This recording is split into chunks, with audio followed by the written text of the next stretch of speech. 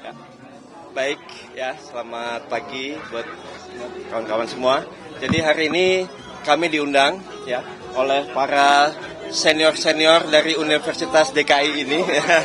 Beliau adalah pakar-pakar ya, pejabat-pejabat eselon 1 dan eselon 2, mantan, dan juga mereka memiliki pengalaman yang begitu banyak, lebih dari 40 tahun ya. Dan ini kita sangat senang sekali diundang karena mereka memberikan banyak masukan bagi kami untuk pengembangan DKI Jakarta.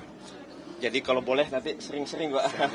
Kalau perlu nanti kita buat yang namanya Dewan Penasehat Gubernur ya, sehingga tadi pengalaman dan ilmu yang banyak ini tidak sia-sia ya, bisa disampaikan kepada kami ya sebagai masukan, sebagai penyeimbang juga ya untuk kebijakan-kebijakan nanti yang akan kita lakukan. Tadi kita juga membahas mengenai bagaimana lompatan-lompatan itu bisa terjadi untuk akselerasi kemajuan di DKI Jakarta, dan lompatan itu tadi bisa dimungkinkan ya dengan teknologi ya, yaitu sekarang kita kan berada dalam era digital ya, konsep digitalisasi ya, dan semua yang kita miliki saat ini ya, ini kita ingin sempurnakan ya, dan untuk bisa aplikasi dan juga masyarakat bisa mengakses aplikasi tersebut tentunya membutuhkan konektivitas, membutuhkan infrastruktur ya. Dan sekarang ini kesenjangan digital menjadi suatu momok ya. Untuk itu kita menginginkan semua rumah bisa terkoneksi internet minimal 100 Mbps, dan kita sudah buat kajian, kita akan menggratiskan itu ya. Tentunya tadi bekerja sama dengan swasta. Dan kalau semua sudah tadi terkoneksi dengan internet ya, maka masyarakat bisa melakukan berbagai upaya, mulai dari hal misalnya bekerja, berusaha ya, belajar, bahkan juga belanja, berekreasi, itu bisa dari rumah ya. Dan kalau apapun bisa dilakukan dari rumah, ini juga bisa mengurangi kemacetan, mengurangi polusi udara ya, dan lain-lain. Kemudian kita juga 4 hal ya yang bisa memungkinkan ini. Jadi kita harus memiliki perangkat, jaringan, platform, dan aplikasi ya. Aplikasi ini kita akan sempurnakan Jaki ya, dengan super apps yang ada. Jadi konsep proaktif yang kita ingin lakukan ya di berbagai sektor, mulai dari sektor kesehatan, pendidikan, keuangan, kemudian juga logistik ya, dan lain-lain sektor yang menyentuh ya. Kemudian untuk bagaimana untuk kita bisa menjangkau masyarakat banyak ya. Untuk menjangkau itu kita ada yang namanya penguatan RT RW ya. Jadi bagaimana mereka bisa terbangun community center ya. Kalau tadi RT itu jumlah kakaknya tidak begitu besar, maka kita melihat RW ini bisa menjadi suatu kekuatan ya. Jadi di sana masyarakat bisa terhubung ya ke community center ini untuk misalnya mencari pekerjaan, kemudian mengembangkan bakat mereka dari seni tari atau olahraga dan lain-lain, atau mereka mau memberikan aspirasinya ke community center. Nanti kita akan menyapa mereka ya. Tentunya apabila ini semua sudah terkoneksi ya, kita jadi jauh lebih mudah, jauh lebih cepat. Jadi layanan publik juga jauh lebih mudah. Tadi kita sudah sampaikan secara lebih detail di dalam acara tadi. Soal kemacetan kan tadi sempat disinggung, ya. Kan pertumbuhan kendaraan 10% hampir tiap tahun. Nah, ini kalau dari pasangan keluarga ini melihatnya apakah memang sudah seharusnya ada pengaturan soal pertumbuhan pembelian kendaraan atau memang tetap dibiarkan saja gitu Pak? Ya, Jadi itu memang sudah menjadi perhatian kami, ya. Tapi pada intinya ya bahwa dengan konsep digitalisasi ini, ya, yang tadinya orang berpergian, ya, nah ini kan bisa dikurangi, ya.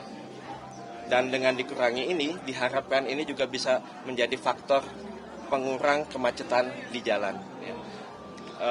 Tapi memang kita sudah punya program-program yang fisik mengenai itu. Tapi saya ingin meng-highlight ya bahwa menekankan bahwa digitalisasi ini bisa meningkatkan perekonomian, ya, bisa meningkatkan GDP, ya. Tetapi dengan biaya yang seminimal mungkin, bisa meningkatkan lapangan kerja, bahkan bisa meningkatkan harapan hidup orang banyak. Ya. Tadi saya sampaikan misalnya salah satunya di sektor kesehatan, bagaimana preventive treatment atau preventive medicine ini bisa mengurangi cost yang besar dari kalau orang itu sudah sakit, ya, kuratif, ya, biayanya jauh lebih mahal. Tapi juga ada hal yang sangat penting. Digital ini punya dua sisi, ya. Ada sisi baik, ada sisi buruknya. Ya. Sisi buruknya, kalau budaya luar ini masuk, ya kita tahu ya budaya luar lebih ke arah ke ya konsep-konsep individualis, ya hedonis, kemudian juga tolak ukur materi sebagai tingkat kesuksesan. Ya sekarang kan tingkat kesuksesan dilihat dari harta, dilihat dari jabatan. Orang punya jabatan lebih tinggi dia lebih sukses, orang yang lebih terkenal dia lebih sukses. Tetapi konsep gotong royong menjadi hilang, ya. Maka dari itu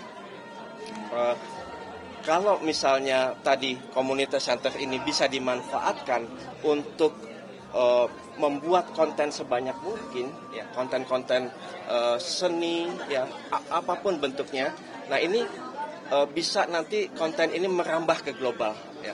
Jadi adab kita gotong royong dan lain-lain ini bisa merambah ke global. Jadi orang bisa melihat kita, kalau itu nilainya baik, mereka bisa mengikuti kita. Bukan kita yang mengikuti budaya mereka. Di RW, Pak. Ya, di RW, betul. Jadi konsep think globally, act locally, kita akan balik. Bagaimana kita bisa think locally, ya, tetapi kita akan act globally. Artinya kita berpikir lokal, tetapi kita akan merambah global, ya, untuk mengekspor atau menyampaikan budaya-budaya kita yang luhur. Kita menginginkan budaya Pancasila ini bisa menjadi platform dunia. Kita menginginkan itu untuk perdamaian dunia. Karena budaya kita jauh lebih maju dibandingkan dunia luar. Tapi rencana untuk yang peningkatan 100 Mbps ini rencananya untuk kaum menengah ke bawah saja atau semua rumah ini nanti di Jakarta akan punya Semua rumah. gratis seperti Ya. itu, Pak? Kita tidak ingin ada diskriminasi dari penerimaan informasi. Ya. Gratis ya, Pak? Iya, gratis. Karena kesenjangan digital ini yang kita ingin kurangi, ya. Jadi semua memiliki hak yang sama terhadap informasi. Berarti nanti anggarannya dari mana? Ya, kita akan bekerja sama dengan operator. Jadi operator ini kita minta untuk bisa menyediakan itu. Ya, tentunya nanti kita akan memberikan insentif untuk pajak, ya, pajak yang diberikan kepada operator. Mungkin itu ya. Baik, terima kasih. Ya, terima kasih semuanya.